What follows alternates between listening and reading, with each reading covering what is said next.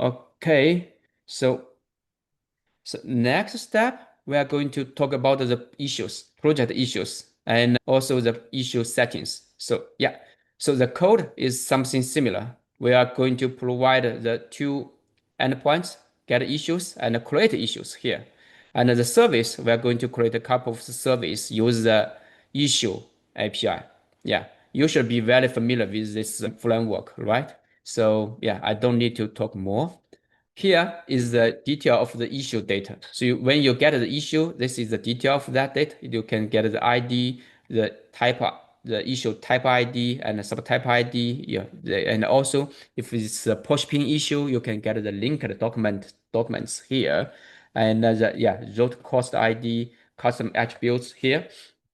For the issue list, when the service provided you the list, it's actually pagination because you may have a very large number of the issues. You can specify the offset and a limit to get the issues of that page. So we will talk that in the code side.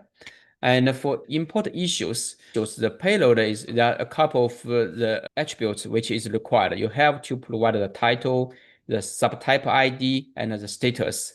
And you can also provide the type of some other optional attributes like the due date, root cause ID will be used in our tutorial. So let's go the demo. Go back to the tutorial and project issues. We see project issues. Okay. So here, first, we are going to add a couple of service, like add a couple of service in the APS.js, same as previous. So go to the service APS.js file. And first, what I think we need to require the library. We need to require the SDK library. Okay. Require the issue library here. And create issue here. You can see that the same one. Create the issue client, issue SDK client here. Yeah, create an issue client object here. And then come back to the end to add some service of the issue. Okay. So then we go to the end of this file, copy here. This is the get issue. We're trying to get all the issue from within the implementation of this method. You can see we did a while true, a while do while iterate. We are checking if the offset is larger than total result. So if it's not, we are going to do the request the issue. Let's see, let's make it here, make it a little big. If it's not, we are going to move to the next page. You can see we are going to the offset is increased, and we are going to use the increased offset, which move to the next page of the issue to get the next page of the issue. So every time we get one page of the issue and we put all the issue in our result. So with that, we can get all the issues from this list. This is extract issue. Okay, so here is some explanation of the pagination. Pagination here, as you can see, we did the pagination for the issue list. By the way, you can, when you try to get all the issues, you can also use the filter to get only you are interested. You can use the filter to filter the whatever the specific issue you want. And this will help you to reduce the number of the issues. Okay. This is a get export issue, or the you get all the issues. And the next one we are pretty interested is to import issues. How we can import issues to ACC, which is pretty important. So the issue important service here, where first let's copy paste the code here, and I will explain it for you. Let's copy the code here. Go to the end of the APS.js file, paste that. Okay, so let me explain what this create or modify issue did. So you can see that we get the data from the client side, and we are going to use the result list to track all the status of the issue if the issue is created successful or failed. So you can see we are going to iterate all the items from the data which sent by the client side, and create issues with project ID and each payload.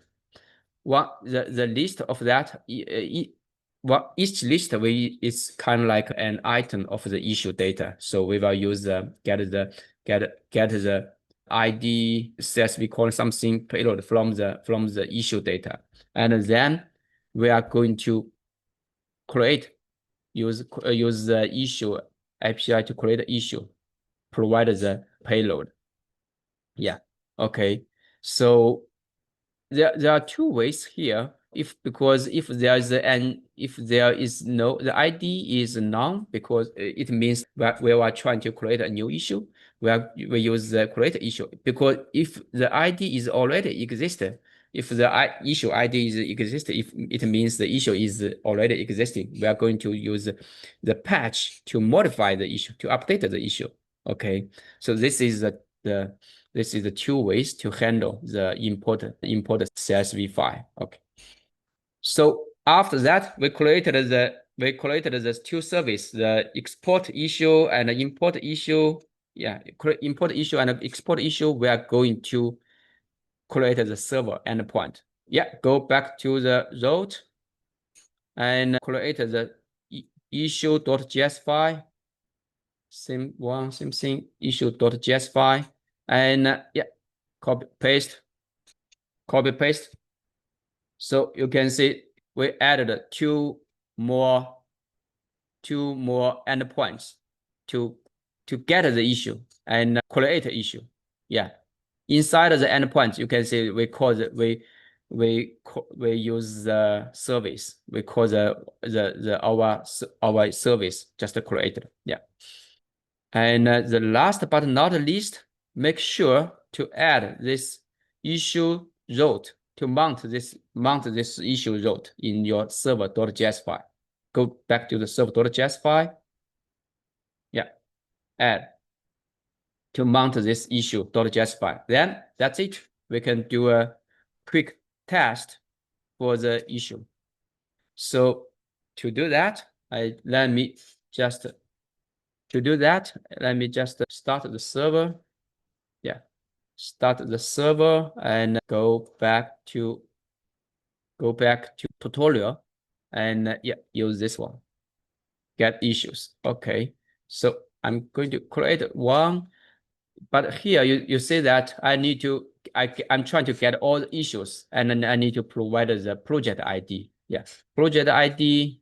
I can select one of the project. I'm going to use this one to do the test. Yeah, so I can use the B dot, or you can remove the B dot. I think both works fine. Yeah, the project ID, click that. No, I think let's do this.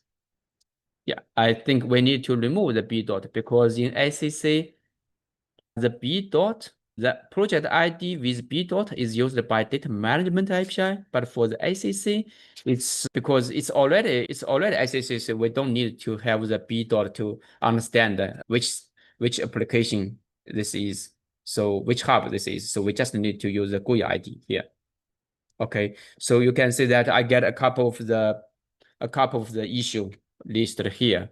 This issue ID, the title is in something like that, and issue type ID. But something I need to mention with you is the permitted attributes, not permitted action.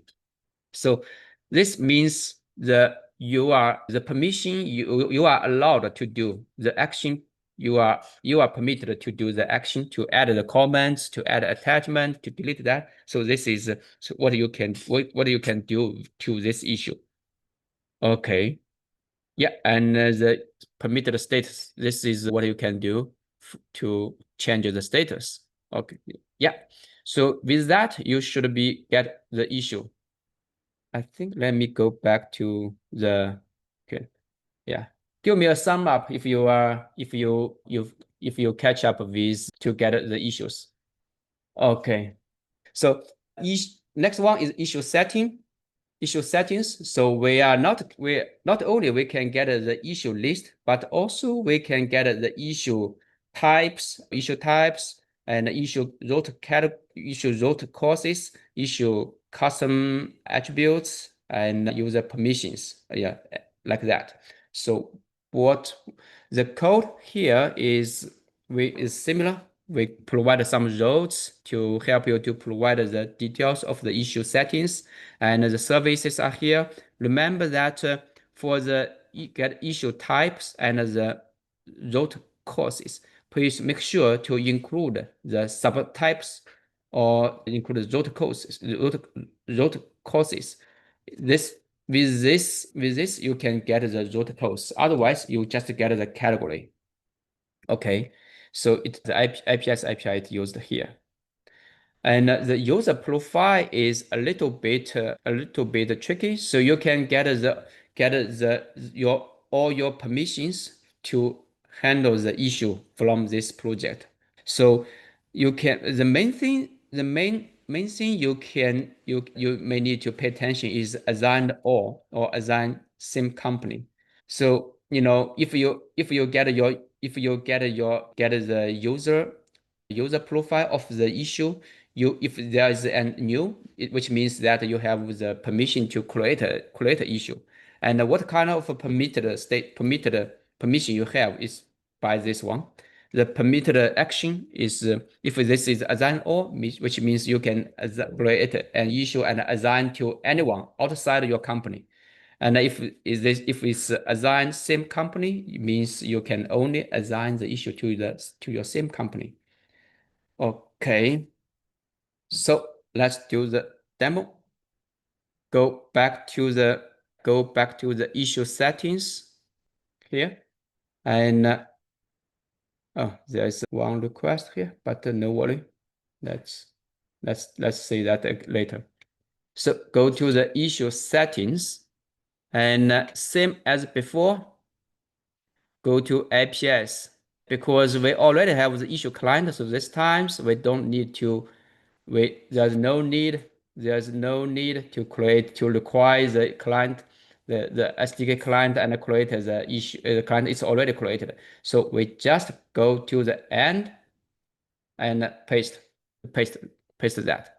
So the detail of the let me see the issue setting. What the service is, it provides the I think it's for service.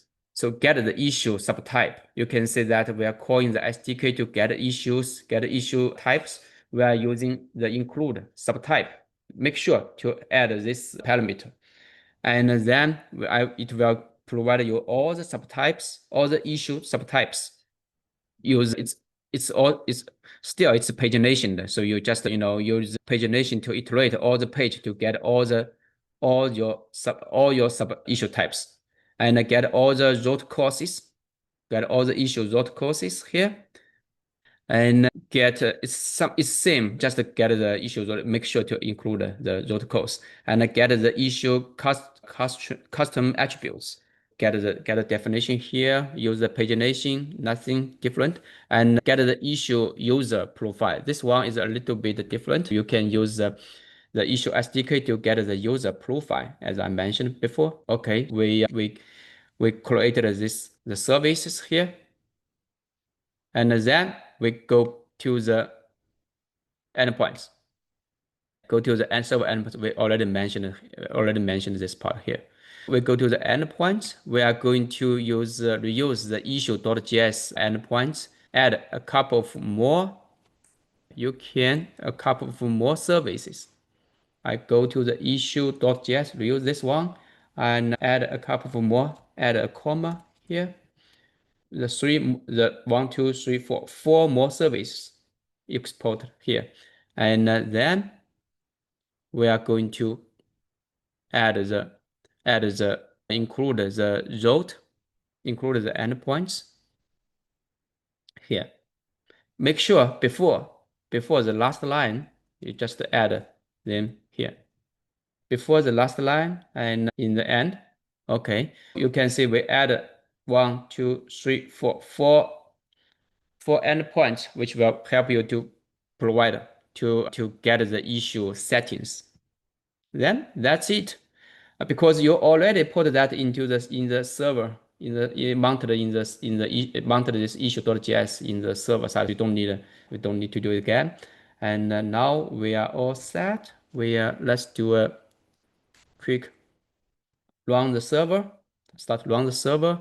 And if I do a quick check with this, I'm going to check with the project ID here.